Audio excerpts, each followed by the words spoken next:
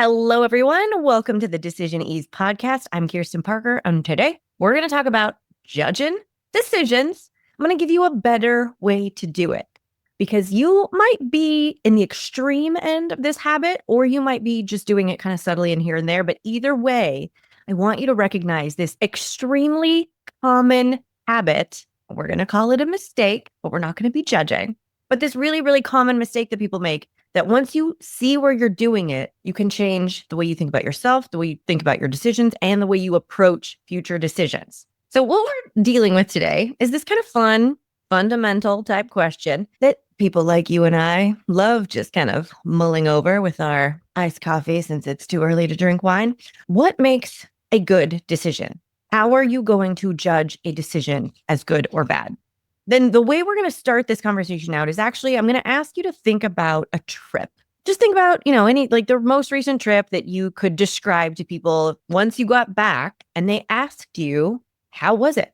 If you had a good trip, you might describe the trip in terms of, it was great. The flights were no problem. We ended up getting into all of these restaurants last minute. We met these really fun people. It was great. If you had a bad trip, you might describe it in terms of, oh my gosh, we thought we were getting premium economy, but that turned out to be a lie on this particular airline. So we basically arrived in pain from sitting in these uncomfortable seats for 5 hours. Then the weather ended up being terrible. They didn't end up having a reservation to go on the boat tour. So it was a disaster. Notice in each of these scenarios, good or bad, the way you're describing the trip is based on outcomes. Outcomes of decisions, outcomes of surprises, how things turned out, which is normal when describing a trip. The problem is, the mistake that we're making is that we are treating our decisions in the exact same way. We are not giving any thought or credit or brain space to how did the decision get made? What was in your control and what wasn't in your control? We are judging decisions the way we're judging trips. So if somebody asks you, for example, hey, how'd that decision turn out to tell your boss you weren't working past 6? You say it either turned out great, there was no problem, they didn't push back, or really bad. I ended up having to stay even later because I got a talking to. You're judging the decision by the outcomes. What I want to make sure you're distinguishing from today forward is outcomes versus decisions. The reason this matters is because so much about outcomes are out of our control. That trip that you took that ended up having 6 days of bad weather was not your fault. It wasn't anything you could have safeguarded against or changed, but you're still judging your trip by how the weather turned out. If we do the same thing with our decisions, if we consider, well, I'm going to make a decision to change jobs, I'm going to make a brave, scary decision to start my own business or cut back on my hours so that I can be more present with my family, or I'm going to try something new that I've never done before, and we judge that decision based solely on the outcome, we start conflating decisions and outcomes. So when you don't like an outcome of a decision to, let's say, change jobs, you make the problem the decision you made to change jobs. You're not distinguishing that the decision was its own phenomenon and the outcome is actually the thing that you don't like. The reason that this matters is because you are doomed to repeat the things you cannot see. You cannot change what you cannot see, right? And if you like the way you are making decisions, we don't want you to start changing that because you don't like their outcomes. If you don't like the way you make decisions, we don't want you to keep that just because of their outcomes. My point is, you're missing out on nuances and data points you can actually use to your advantage when you conflate decisions and outcomes. When you decide the decision I made to change jobs or visit this island or RSVP no to that thing was a bad decision because I didn't like how the outcomes felt. When you conflate those two, you're selling yourself short on being able to really own and understand your choices and trust yourself.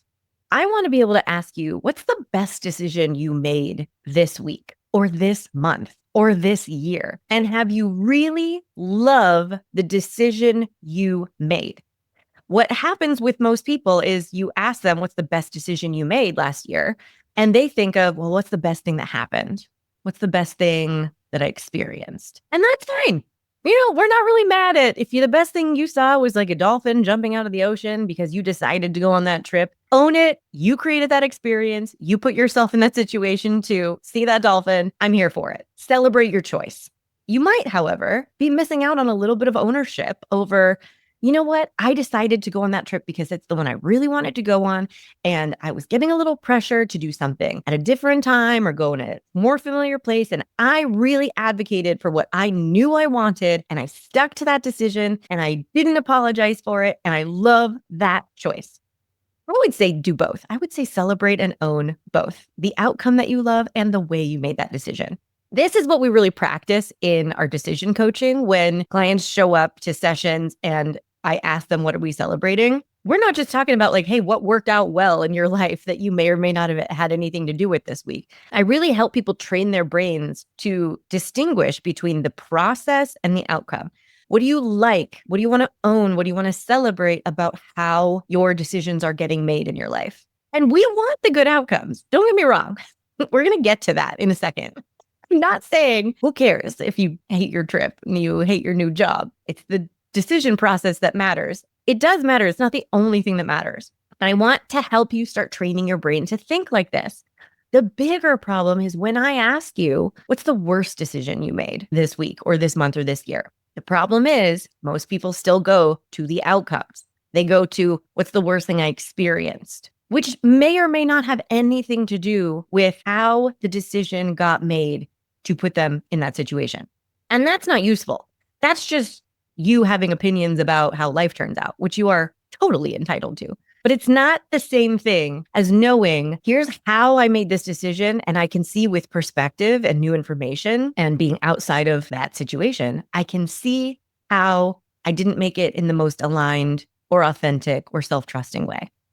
That is useful information because it can inform your next choice. What I don't want for you is to end every single year thinking about, well, what's the worst decision I made? Well, I don't know. A bunch of stuff happened and I didn't like it. And I don't know what I had to do with any of it. So I guess I'm just going to cross my fingers for next year. That does not feel empowering. That does not feel intentional. That does not feel like growth. And the easiest thing to do, unfortunately, for growth-minded, high-achieving, hardworking people is to blame themselves. We'll take the rap. We'll just own everything. Less of the good stuff, if I'm being honest, because that probably was either a fluke or we didn't really work as hard as we could have. But the bad stuff, total ownership. That was on me. I never should have done that. This is all my fault. What was I thinking? I should have seen this coming. If you have ever thought these kinds of thoughts, this is a habit you really need to work on. Distinguishing outcomes from decisions. If you want to be proactive about it, decide what the definition of a good decision is to you right now. Don't wait. Don't make it complicated in your mind. It sounds like a thesis topic. I understand. Make it simple.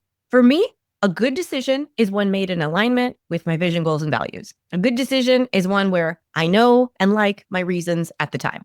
Simple. It's not complicated. It doesn't require fortune telling. And most importantly, it is not dependent on a good outcome. A good decision, by definition, cannot depend on a good outcome because of everything that's out of your control. You can define your good decisions however you want. You can define your decision by, I really feel calm in my process, or I've thought through what my future self will think of this, or whatever you want. But the benefits of just taking one little millisecond to define what is a good choice in my life, in my book. Since I'm making the rules here. Nobody else is making the rules. The benefits of defining it for yourself are you get to have more awareness of your decision process in general. You're going to have less spiraling after the fact when you've made a decision and you kind of don't know how, or there are outcomes you're experiencing and you really want to blame yourself for them. It actually opens you up to have more compassion when you don't like the outcomes because it's going to happen. We're still going to make decisions that result in things that we don't like. The biggest bummer is we are going to make decisions that we think are right at the time. We define them as good at the time. And then things happen. And then we realize, oh, frickin' frack. That's right. I'm still a human person. Darn it. Well, my options at this point are judge myself for how could I have done this? What was I thinking? I should have known better, blah, blah, blah, blah, blah. Or I can have self-compassion. Either way, the situation is what it is. So what's going to be more productive? What's going to be more useful? What's going to feel better? Spoiler, it is going to be self-compassion. Because guess what? Even from a self-compassionate perspective, you can see your own missteps and you can agree. Yeah, you know what? I wouldn't do it that way again. I don't like the way that decision got made in hindsight. You don't have to let yourself off the hook, quote unquote, just because you have self-compassion. But when you understand your decision-making process better and you understand what you want a good decision to mean, you get to have a higher level conversation with yourself about all these things that are happening in your life. So start asking yourself these higher quality questions. You know, I'm all about the higher quality questions. And what were you thinking is not a high quality question. I know it's so tempting and it feels like a little stress release because you get to kind of like hit yourself on the head a little bit. It's a low quality question. Okay. Lose it from the repertoire. Higher quality question is this just a disappointing outcome? Or was that a bad decision? Did I not like the way I made that decision now that I have new information? And either is valid.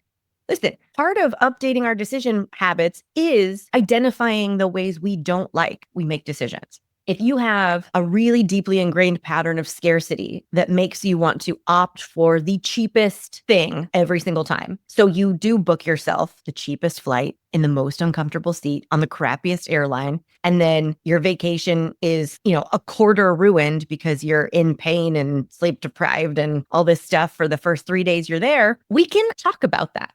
That doesn't have to be just, oh, I don't like the outcome of that. We can look more thoughtfully at how did that decision get made? Was it actually in alignment with who you want to be, what you value? Or is it out of an old habit that you don't really love and you don't really want to live by anymore?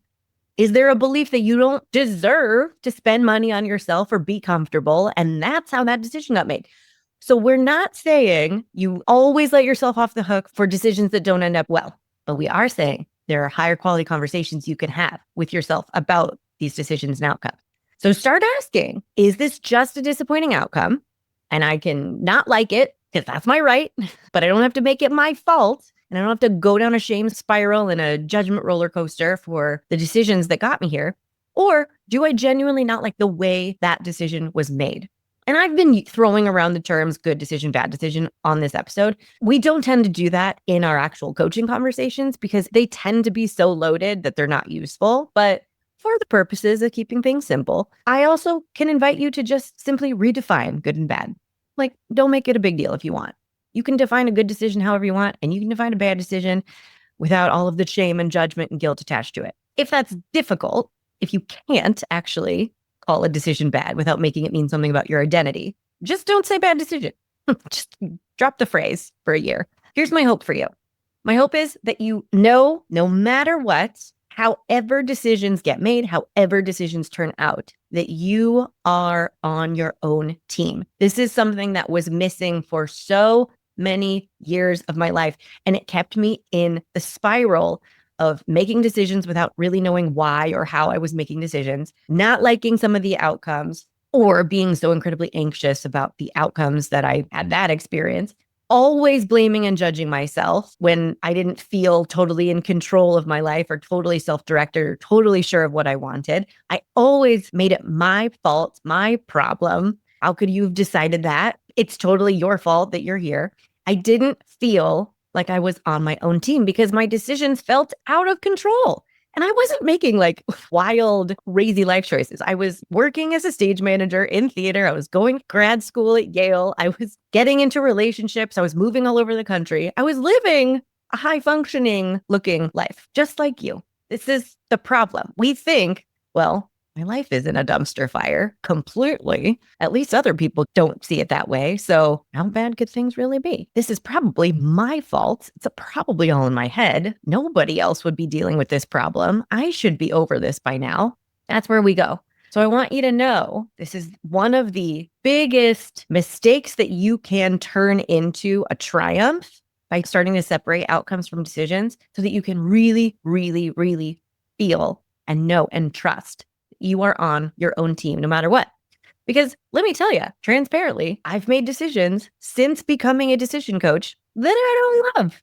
And not just the outcomes. With hindsight and perspective and new information, I can see decisions I've made and say, you know what? I don't actually love the way that that decision got made.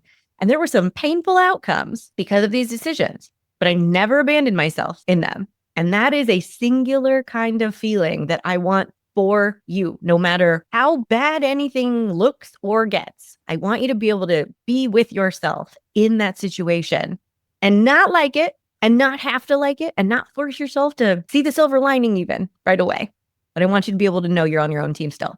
And I want you to be able to pull out the data from that experience to inform future decisions. Because yes, you can make a mistake. You can get out of alignment. You can fail. We don't want you having to live in that cycle and not taking ownership of anything for years and years and years and years. I want you to fail productively. I want you to make a mistake. And if it hurts, I want you to own everything that you can about it so that you get as much useful information out of that situation as possible. All right. I feel like I went on some tangents there, but I just feel really passionately about this. And I know that a lot of people are going through a lot right now. And if there's one thing that's going to make it easier across the board, regardless of what you're dealing with in your life, it's being on your own team. So the tool today, the skill that we talked about of separating decisions and outcomes, it's a very usable, doable, real life application way to get on your own team and stay there. And if you want help, because this is something I walk people through in our coaching, let's talk about working together. If you're listening live, here are the ways that we can work together right now. You can book an end of year session. I'm doing these VIP 80-minute sessions right now. That's a really great way to see kind of what decision coaching is all about if you're curious. But it's also a way to organize your thoughts and get your plans and goals together for the end of the year. There is a lot of year left. And I know because Christmas is already in the stores that it can be a little bit of a mind bender. And we can start thinking, oh, I'm out of time. It's over.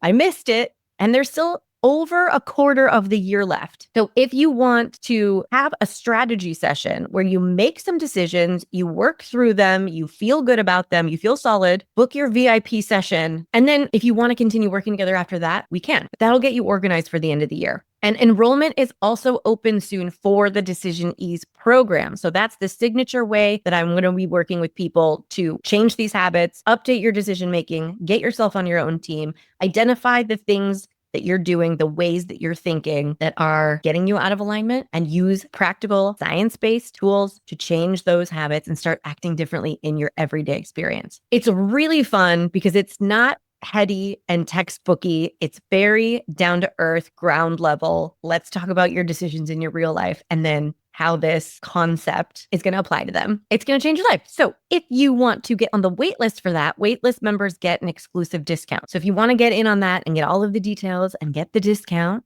should you choose to join, go to kirstenparker.com/ease, get all the details, and we're going to start in 2026. I hope you have a fabulous weekend. Let me know what you think about this. Let me know if this helps you kind of distinguish what you don't like, whether it's just the outcome or whether it was actually the way a decision got made. Let me know if it changes how you treat yourself, how you talk to yourself. I would love, love, love to hear that. On Instagram, I'm at KP Coaching, or on TikTok at The Decision Coach. I will see you next week. Have a fabulous weekend. Bye. Hey, want to find out your decision style? Obviously, go take the decision style quiz. It's in the show notes and at kirstenparker.com/quiz. We all have our style when it comes to making decisions, but do you know how to use your default way of thinking to your advantage? Or do you mainly get stuck in the most annoying parts of overthinking and people pleasing? The decision style quiz has your answers, my friend. Take it right now at kirstenparker.com/quiz.